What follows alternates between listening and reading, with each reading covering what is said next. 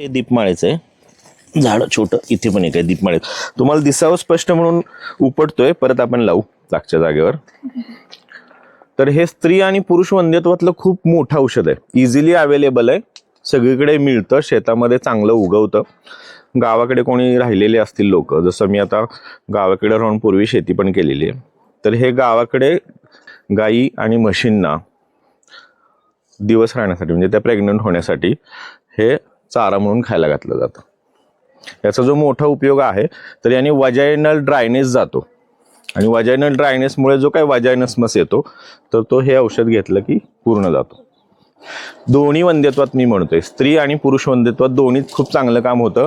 स्त्री पुरुषांचा जिथे लिबिडो कमी झालेला आहे तिथे याचं काम खूप चांगलं होतं. हे कामोत्तेजक प्रॉपर्टी याच्यामध्ये भरभरून आहे, आणि त्या गुणाचा वापर करून गाई आणि म्हशी गाभण राहाव्यात, म्हणजे प्रेग्नंट राहाव्यात, म्हणून गावाकडे याचा वापर केला जातो ठराविक काळामध्ये.